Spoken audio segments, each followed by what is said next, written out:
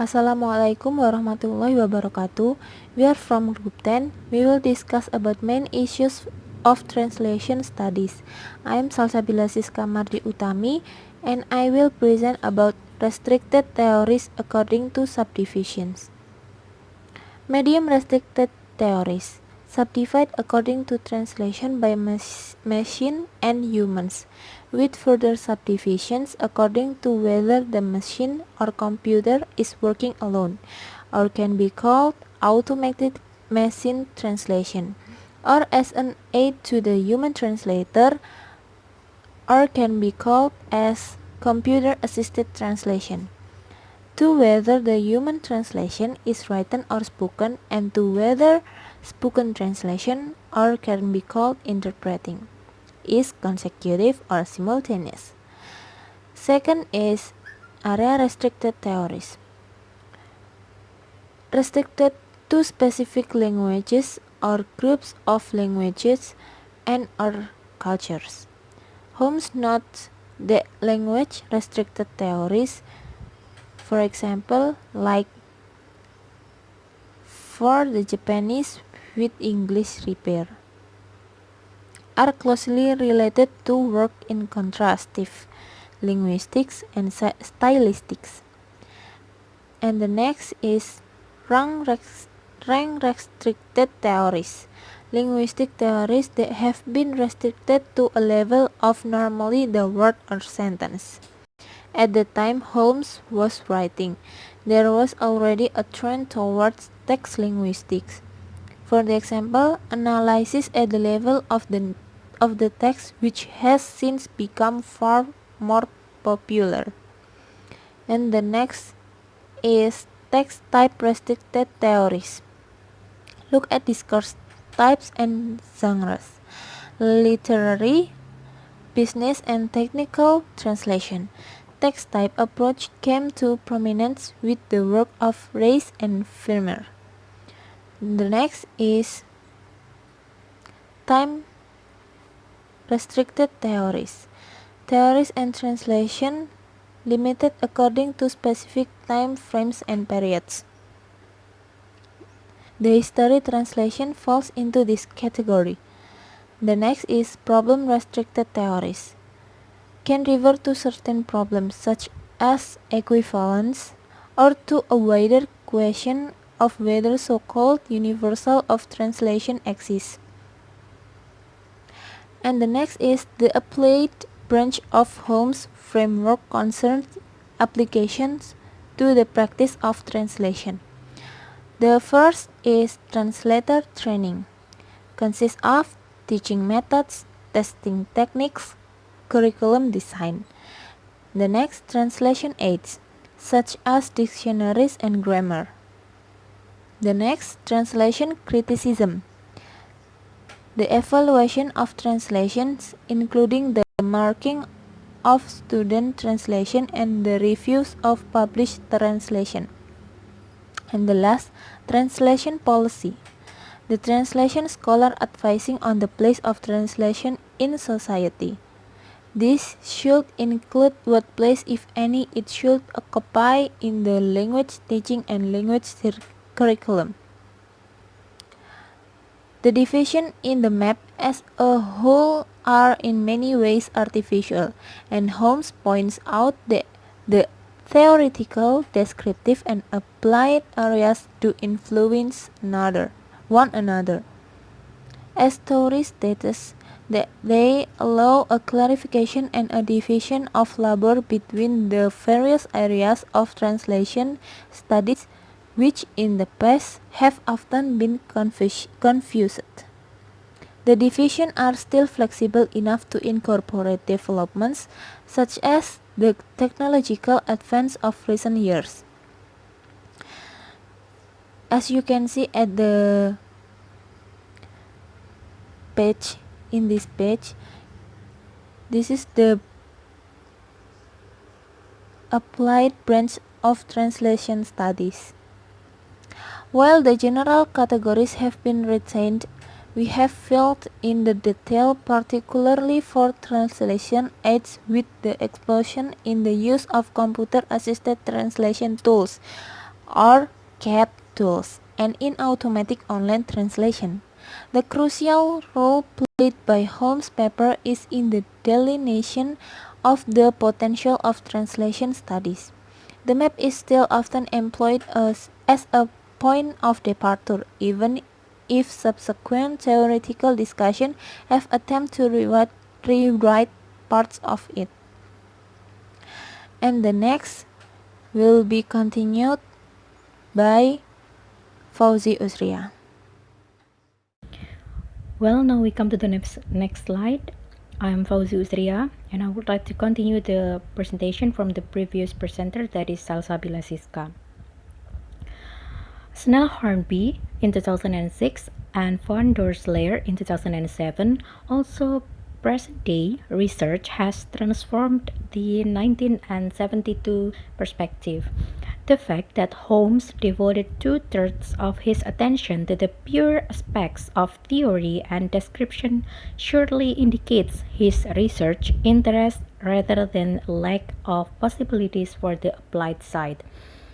So, during 1970, Holmes, as one of the proponents in translation, tends to focus on the theory and description of translation itself, rather than the applied side of translation.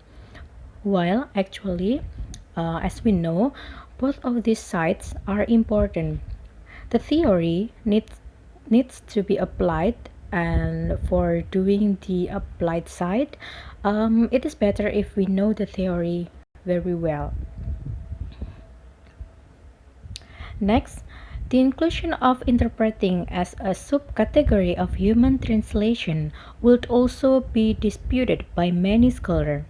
In view of the very different requirements and activities associated with interpreting, and despite inevitable points of overlap, it would probably be best to consider interpreting as a parallel field under the title of interpreting studies. So, if in the past time interpreting is included in human translation, now it's tends to categorized under the title of interpreting studies. And now the next point is developments since the 1970s. The search in translation studies since the 1970s has seen different areas of Holmes' map come to the fore. As I said before, start from 1970s, the development in translation field has grown up. The linguistics-oriented science of translation has continued strongly in Germany, but the concept of equivalence associated with it has been questioned and reconceived. Germany has seen the rise of theories centered around text types and also text purpose, or it can be called as the Scopus theory of Reis and Vermeer. Start from this theory, they introduced the terms of text types and also text purpose. Next, the Hallidayan influence of discourse analysis and systemic functional grammar, which views language as a communicative act in a socio-cultural context, came to prominence in the early 1990s, especially in Australia and the UK.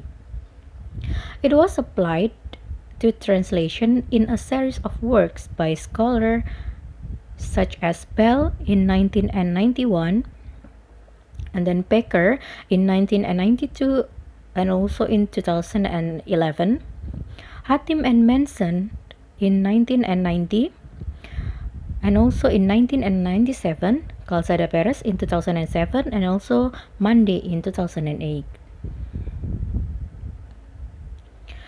Well, 1970s and the 1980s also saw the rise of a descriptive approach that had its origin in comparative literature and Russian formalism. A pioneering center was Tel Aviv, where Itamar Ibn Zohar and Gideon Touri pursued the idea of the literary polysystem.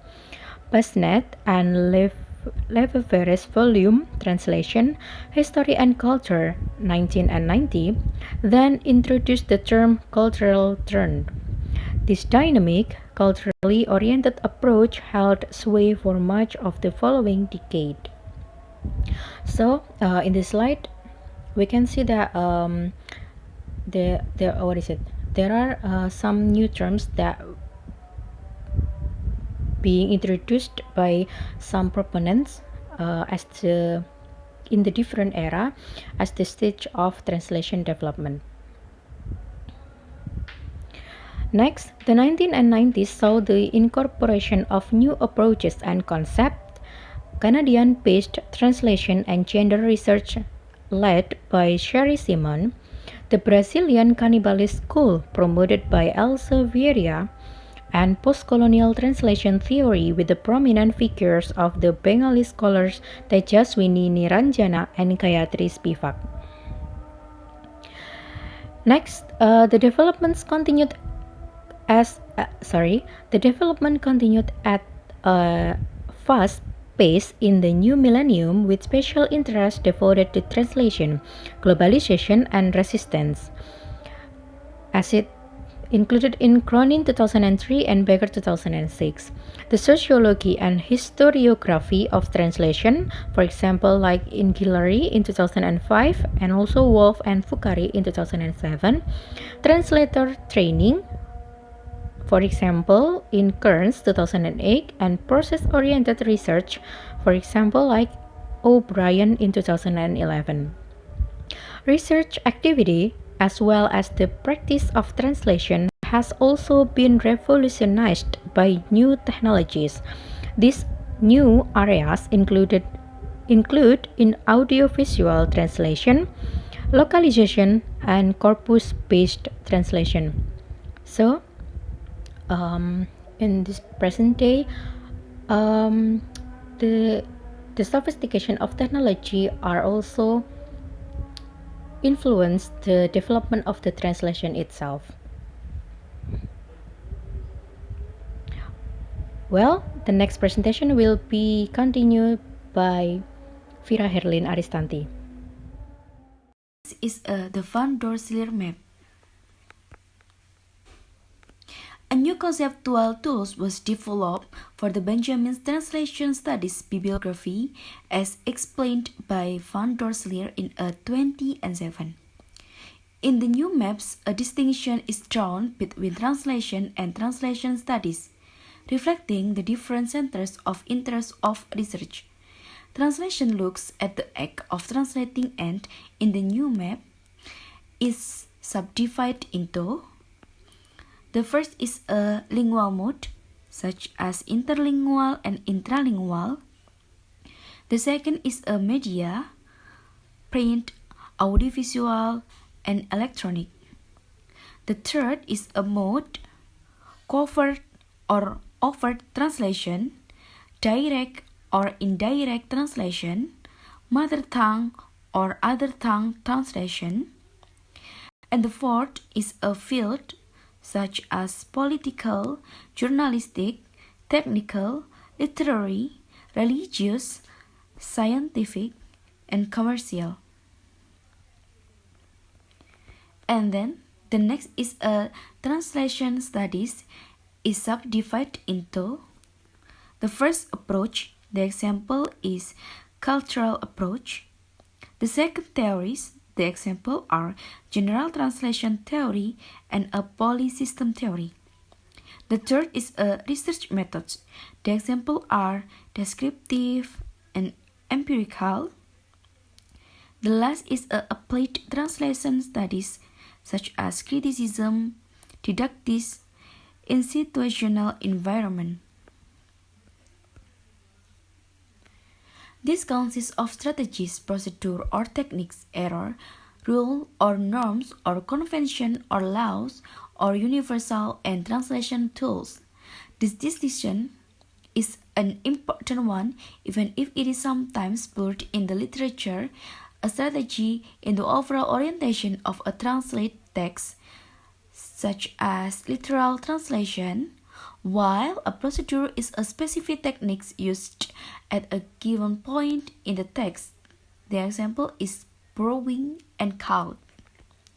And then the next will be continued by Galih.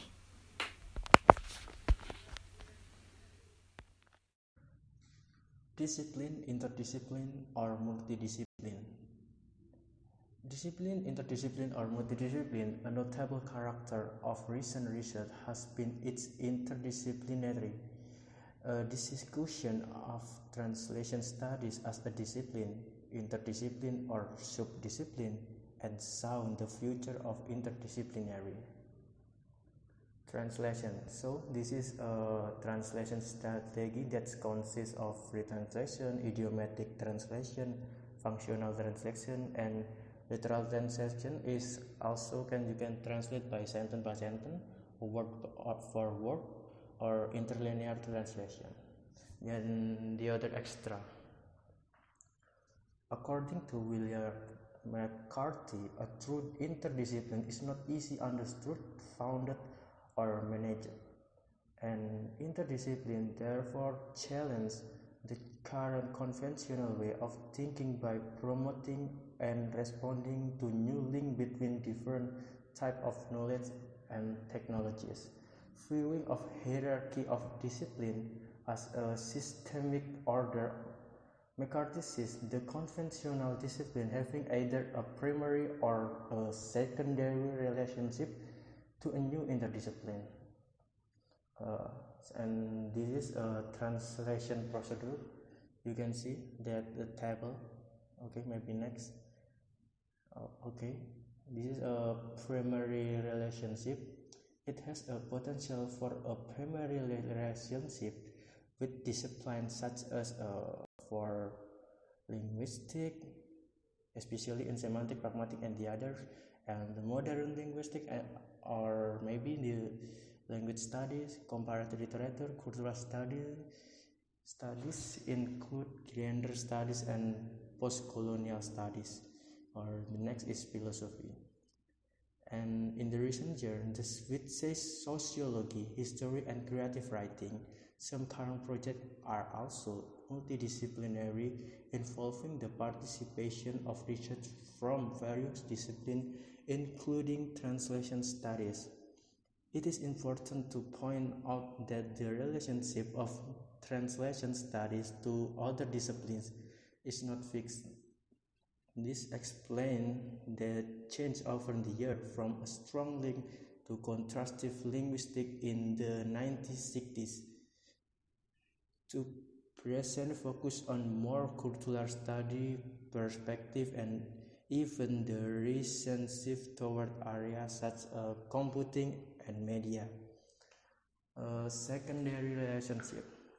The other secondary relationship come to the fore when dealing with the area of translation studies such as translator training. For instance, specialized translation course should have an element of instruction in discipline in which the trainees are planning to translate, such as laws, politics, medicine, finance, and science, as well as an ever-increasing input for information technology covered to computer-assisted translation. Okay. The conclusion is translation is study of an academic research area that has expanded massively in recent years. Translation was formerly studied as a language linear methodology or as part of comparative literature, translation workshop, and contrastive linguistic course. In the real interrelated branches of theoretical, descriptive, and applied translation study initially structured research. Over time, the interdisciplinarity of the subject has become more evident, and recent developments have seen increased specialization and the continued importance of theories and models from the other discipline.